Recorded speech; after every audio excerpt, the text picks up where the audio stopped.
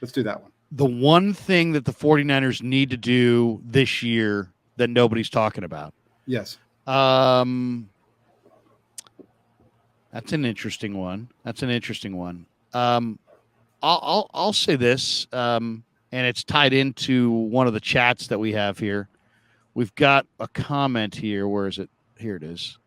From Always Drip 805, who says Grant Cohn says Danny Gray won't make the roster.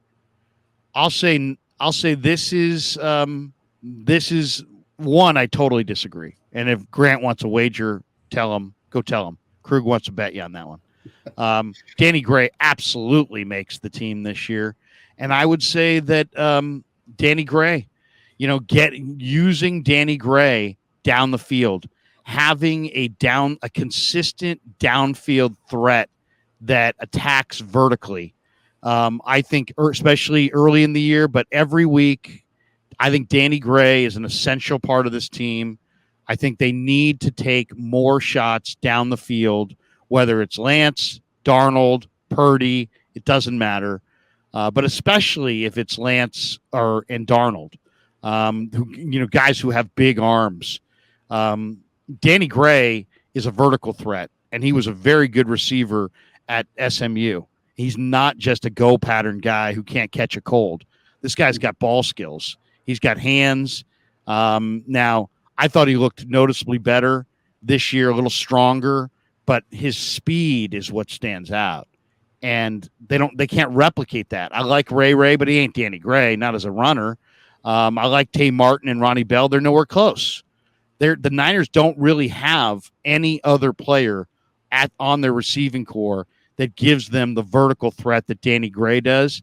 And to me, they have to take at least 2 or 3 vertical shots every game down the field to Danny Gray. So I'll say Danny Gray makes the team, and I think he's vital because if you're going to operate underneath, if you're going to operate in the intermediate, if you're going to get a lot of easy completions to Kittle and Willis and Debo and Jennings and Samuel and Ayuk and all these guys underneath, I think you got to run off the coverage and you got to take shots down the field and you got to make defenses honor the deep ball. Danny Gray is easily their best deep threat.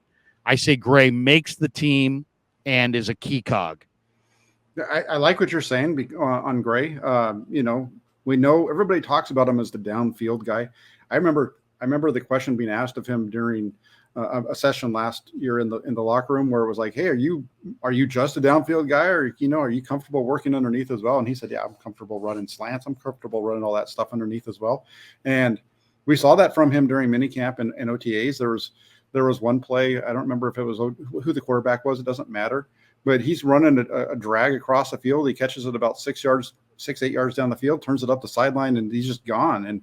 And that could be a guy that if he's healthy, if he's doing what he's supposed to do as a run blocker, and he becomes a guy who's a little bit dependable in the passing game, he's going to make the roster. I could see him becoming a guy who gets a few targets here and there, kind of starting to push on that third receiver spot that right now is.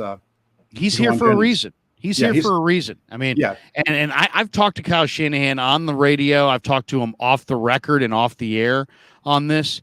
He's a vital component to being a play caller that's going to call a bunch of stuff underneath. Yeah.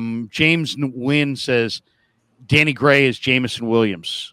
Yeah, I mean, I'm not. Jameson Williams is a bigger guy, but he's also had injury problems. And Jameson Williams, but I mean, is maybe even a little faster.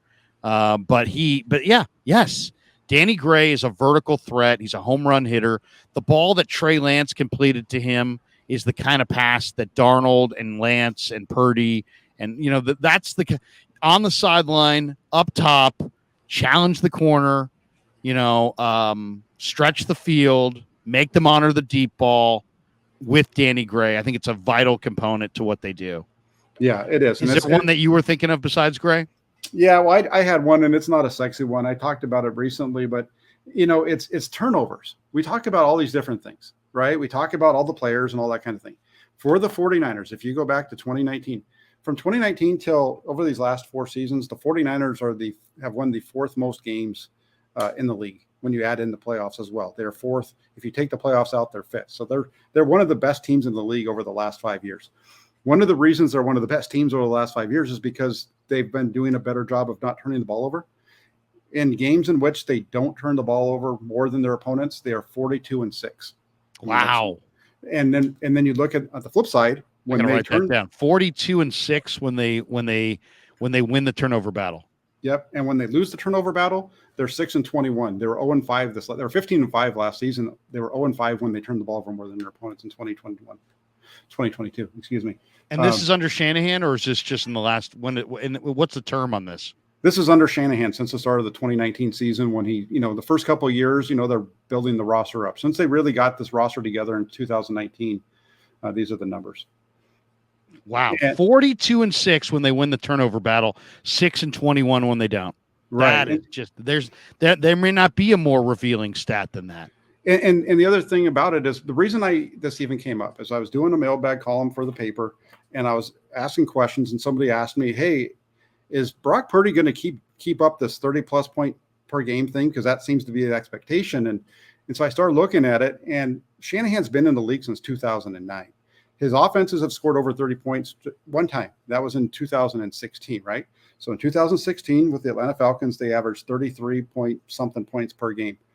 From over the last, during their winning streak, their 12-game winning streak this last year, they averaged over 30 points a game. That started with Garoppolo, but it really increased with Brock Purdy. But over that 12-game win streak, they averaged 30.4 points per game, and they only turned the ball over 6 times. That comes out to about 9 to 10 turnovers over the course of a year. Very similar to what his team was in Atlanta. When his team in Atlanta, when they went to the Super Bowl, averaging over 30 points a game, that season they turned the ball over 11 times in a 16-game season. And the reason it's important from like a point scoring, thing is everybody knows that Kyle Shanahan's offense goes up and down the field, right? What stops them more than anything else? Turning the ball over. So if they can just hold on to the football, they're going to score a lot of points. And with this defense, we've talked about how good this defense is and all that kind of stuff. If the 49ers offense can just score 20 to 23 points a game, they're going to be in the playoffs because the defense is going to hold their opponents under that number on average. So just hold on to the football and you're going to win ton of games. That goes for everybody in the NFL, but you really see it with the 49ers over these last 4 years. It's a great point. To me, when I watch the Chief game, the Niners have great defensive personnel. But guess what? Andy Reid, Patrick Mahomes, all those weapons, all the great play calling, you have to be able to score 30. You can't win in the NFL scoring in the teens. You can't win in the NFL scoring in the 20s against teams like Kansas City.